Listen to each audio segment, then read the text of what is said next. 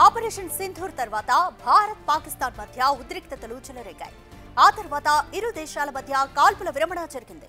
మొన్నటి వరకు ఇరు దేశాల మధ్య వార్ జరిగితే ఇప్పుడు ఈ యుద్ధం ఎవరి వల్ల ఆగిందన్న దానిపై క్రెడిట్ వార్ జరుగుతోంది. తన వల్లే ఇరు దేశాల మధ్య యుద్ధం ఆగిందని, అంతేకాదు ఇరు దేశాల మధ్య జరగాల్సిన అణు యుద్ధాన్ని ఆపానంటూ ఓపెన్ గానే ప్రకటించారు. We helped a lot. And we helped also with trade. I said, come on, we're going to do a lot of trade with you guys. Let's stop it. Let's stop it. If you stop it, we're doing trade. If you don't stop it, we're not going to do any trade. People have never really used trade the way I used it. That I can tell you. And all of a sudden they said, I think we're going to stop. And they have. And they did it for a lot of reasons, but trade is a big one. We're going to do a lot of trade with Pakistan. We're going to do a lot of trade with India. We're negotiating with India right now. We're going to be soon negotiating with Pakistan. And we stopped the nuclear conflict. I think it could have been a bad nuclear war. Millions of people could have been killed. So I'm very proud of that. Trump వ్యాఖ్యలకు సంబంధించి more analysis మా input editor Pawan Kumar అందిస్తారు.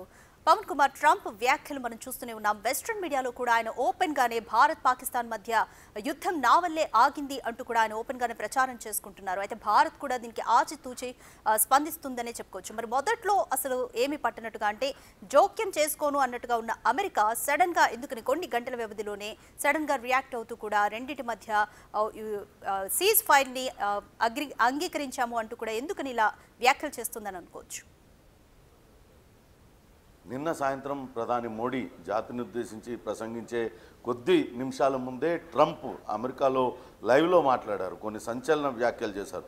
Indo Pak యుద్ధాన్ని తానే ఆపాను, జరగబోయే nuclear వార్ని కూడా తానే ఆపివేశాను, అందుకు ట్రేడ్ని, వాణిజ్యాన్ని నేను ఆయుధంగా వాడాను. ఇంతవరకు ప్రపంచ దేశాలలో ఏ అధినేత కూడా వాణిజ్యాన్ని ఈ వార్ని ఆపడానికి వాడలేదు, కానీ నేను వాడాను.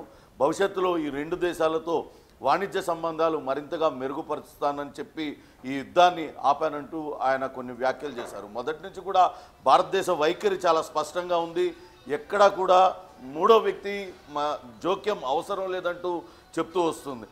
ఇదే మాట పదే పదే చెప్తూ ఉన్నారు. గతంలో ఇందిరాగాంధీ ప్రధానమంత్రిగా ఉన్నప్పటి నుంచి ఇప్పుడు మోడీ వరకు కూడా కాశ్మీర్ విషయంలో మూడో దేశాల జోక్యం అవసరం లేదు, మేమే పరిష్కారం చేసుకుంటామంటూ చెప్తూ వస్తున్నారు. కానీ నిన్న ట్రంప్ చేసిన వ్యాఖ్యలతో ఇటు కొంత భారతదేశంలో కూడా తీవ్రమైన చర్చ జరుగుతుంది. మొదటి నుంచి కూడా పాకిస్తాన్ ప్రయోజనాల కోసమే ట్రంప్ హుటాహుటిన వచ్చారు. ఇప్పటికే భారత సైన్యం తీవ్ర స్థాయిలో విరుచుకుపడింది. పాకిస్తాన్ని కోలుకోలేని దెబ్బ కొట్టింది. తేరుకోలేని పాకిస్తాన్ చివరి ప్రయత్నంగా ట్రంప్ని ఆశ్రయించింది, అమెరికాను ఆశ్రయించింది. దాంతో ట్రంప్ జోక్యం చేసుకొని ఇరు దేశాల మధ్య సంధి చేకూర్చే ప్రయత్నం చేశారు అనే చర్చ అయితే నడుస్తుంది. నిన్న ట్రంప్ కూడా చాలా స్పష్టంగా నా వల్లే యుద్ధం ఆగింది అంటూ చెప్తున్నారు. కానీ భారతదేశం మాత్రం అటు ప్రధాని మోడీ ఈ వ్యాఖ్యల్ని ఖండించారు. ఎవరో జోక్యంతో యుద్ధాన్ని ఆపలేదు, కేవలం అట్నుంచి పాక్ డీజీఎంఓ మాట్లాడారు కాబట్టి ఇక్కడ సైనికాధికారులు మాట్లాడుకొని వాళ్ళు సీజ్ ఫైర్ని ప్రకటించారు.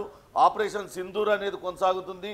ఉగ్రవాదాన్ని, పాకిస్తాన్ని వేరువేరుగా చూడబోము ఇకపైన. ఇదే భారతదేశ నూతన విధానం అంటూ చాలా స్పష్టంగా చెప్పారు.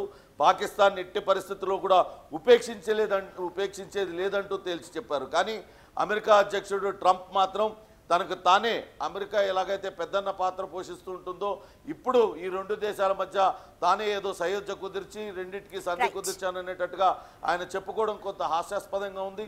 మొదటి నుంచి కూడా పాకిస్తాన్కి ఆయుధాలు ఇచ్చింది కావచ్చు, పాకిస్తాన్ వెన్నుదన్నుగా నిలిచింది అమెరికా అన్న విషయం తెలిసిందే. కానీ ఇప్పుడు ఎందుకు ట్రంప్ ఈ రకమైన వ్యాఖ్యలు చేస్తున్నారనే దానిపైన రాజకీయ వర్గాల్లో తీవ్రమైన చర్చ జరుగుతుంది. Radhika, thank you Pavan Kumar. Indo Pak యుద్ధం తన వల్లే ఆగిందంటూ వెస్ట్రన్ మీడియాలో ఓపెన్ గానే స్టేట్మెంట్ ఇస్తున్నారు ట్రంప్. అయితే ప్రధాని మోదీ కూడా దీనికి సున్నితంగానే జవాబిస్తున్నారు. పాకిస్తాన్తో చర్చలంటూ జరిగితే ఉగ్రవాదం, పీఓకేను తిరిగి అప్పగించడంపైనే తప్ప మరో అంశం ఏదీ ఉండదంటున్నారు.